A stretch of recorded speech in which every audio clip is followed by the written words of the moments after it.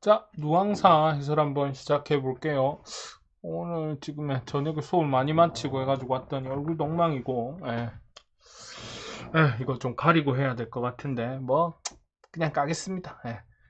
이거 티셔츠입니다. 러닝이 아닙니다. 그래서 누앙사 한번 해보고요. 중간에 필요한 요소들 계속 올리도록 할게요. 길게는 하지 않을 겁니다. 자, 누앙사 이 부분만 조금 보고 시작을 하도록 하겠습니다. 기본적으로 누앙사라는 게 누추한 거리라는 의미인데 여기도 나오지만 이덕형이 뭐 작가의 근황을 묵자 돼 있는데 박일로가 이덕형의 오른팔 정도 됩니다. 그래서 임진왜란 이후에 뭐 되게 잘 살았으면 좋겠는데 전란이 끝나고 난 뒤에 공가가 있으면 뭐 이렇게 시골에 온 사람들 알겠죠?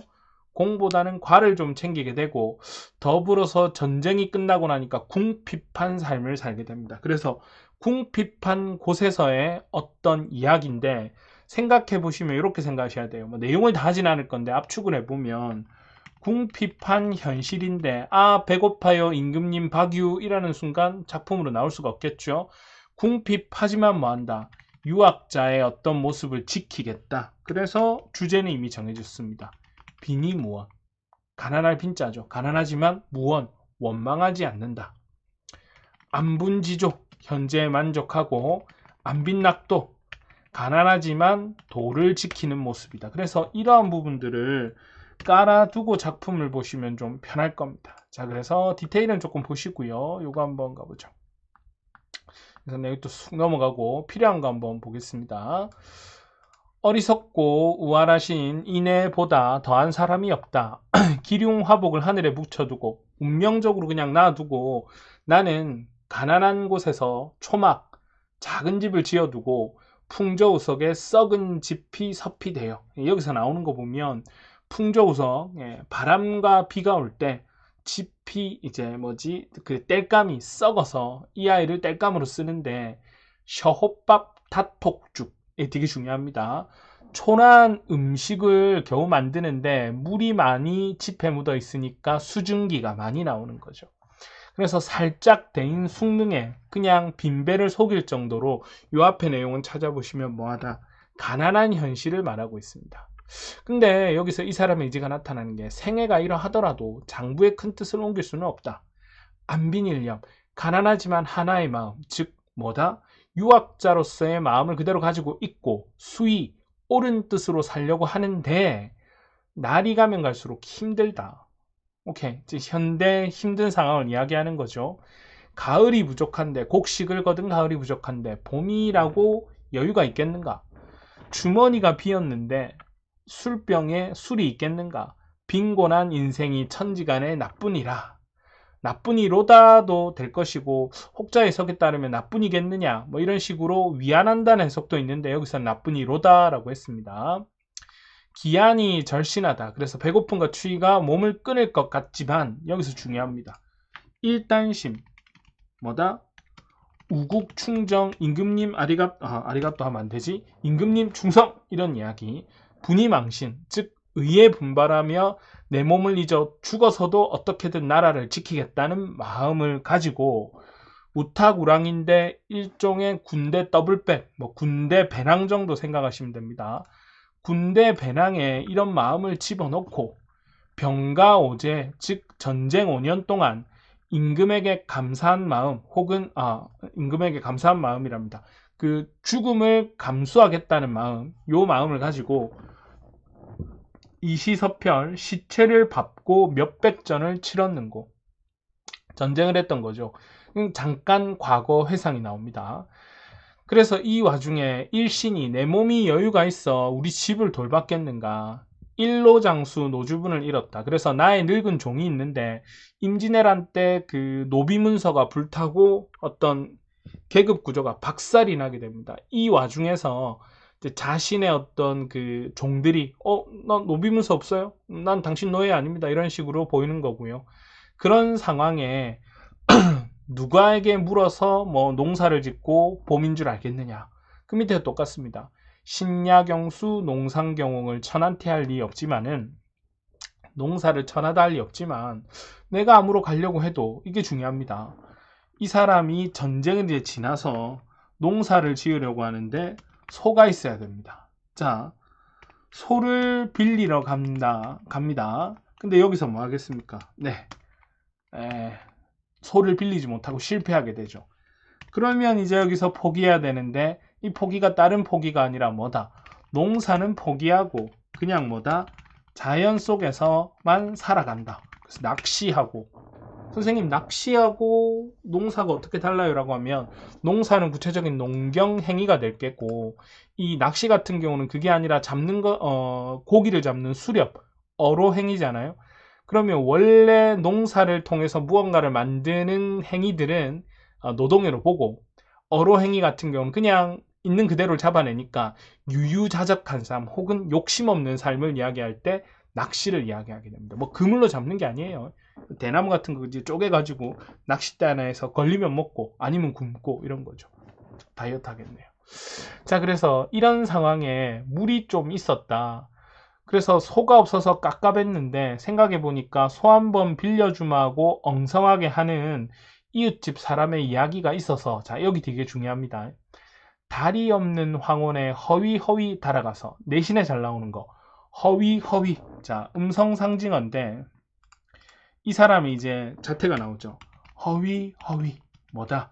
급하게 달려가서 문 밖에 서서 큰 기침 아하미를 일종의 초인종이죠. 이걸 누르고 여기서 이제 그 소주인이 이야기하죠. 그 누구십니까? 이야기하니까 누가? 이 화자가 염치 없는 접니다. 그러니까 다시 누가? 소주인이 이야기해줘. 어이 뭐 시간이 이렇게 늦었는데 어찌 와 계십니까? 그러니까 또 화자가 해마다 일하기 좀 없어 보이지만 소가 없는 가난한 집에 고민이 많아 왔습니다. 이렇게 이야기하니까 소주인이 뭐 값이든 뭐든 쳐주면 좋은데 어젯밤에 건너집 사람이 꿩을 주고 꿩을 이제 구슬 같은 기름에 구워내고 좋은 술을 먹였는데 나 이거 은혜를 갚아야 된다. 미안하다. 신약, 약속을 어기는 게 불편합니다. 더 이야기하기가 어렵네요. 라고 거절을 당한 거죠. 그러면 어이하겠는가 해서 이 사람이 이제 헛먼덕 모자를 숙여 쓰고 부끄러움에 소를 빌려 가는데 소가 없다는 이야기 들었죠. 예, 이렇게 고개를 숙이고 가는데 설피설피라는 이 사람의 심리 형태를 나옵니다. 뭐 맥없이 급하게 야 갔는데 실패해서 하고 오는 거죠. 그래서 이러한 음성 상징어를 통해서 이 화자의 모습을 이야기하게 됩니다. 계속 가보겠습니다. 자, 그래서 이런 상황에 자신의 어떤 쭈그러진 모습이 나타나는 게 풍채 적은 모습에 개가 짖는다. 너무 없어 보이게 가니까 개가 멍멍 짖고 이 사람의 어떤 비참한 모습을 이야기해 주는 거죠. 계속 가겠습니다. 와실, 달팽이 집이라고 했는데 뭐 자기 집을 겸손하게 부른다는 의미도 있지만 정말 전란 후였으니 좁고 엉망인 집이었을 거예요. 여기에 들어간들 내가 잠이 와서 누웠겠는가. 북쪽 창문에 기대 앉아서 새벽을 기다리니 오디세는 내 한을 돋운다. 그래서 여기서 감정이입은 아니고 오디세의 소리를 들으니까 내 마음이 더 울정하고 슬프다. 그리고 대조적인 게 나오죠. 농가는 농사 짓는다고 즐기고 있는데 나는 소가 없으니까 농사를 짓지 못한다. 흥이 없다. 세성물정 모른 한숨은 그칠 줄 모른다. 그래서 이거는 내신에 또 잘 나오는 건데 아까운 저 쟁기는 날이 너무 좋다라고 했는데 이 두 가지 의미가 있습니다. 진짜 농기구라는 의미도 있고 두 번째 이 농기구를 사용하는 게 결국 뭐다? 화자라고 하면 등용되지 못하고 박혀있는 화자의 상태 이야기하고요. 그리고 이 내용이 중요한 게 결국에는 누구를 가리키는 거다? 화자가 등용되지 못하는 답답함을 가리키는데 이 내용은 내신과 연결되니까 학교쌤이 혹시 이야기해 주셨으면 꼭 체크하시기 바랍니다. 계속 가볼게요. 허당 반벽에 쓸데없이 걸려있구나. 봄가리도 거의 다 끝났는데 됐다 놔두자. 자, 이제 나옵니다. 강호의 큰 꿈을 꾸었다. 그러면 얘들아 여기서 본 게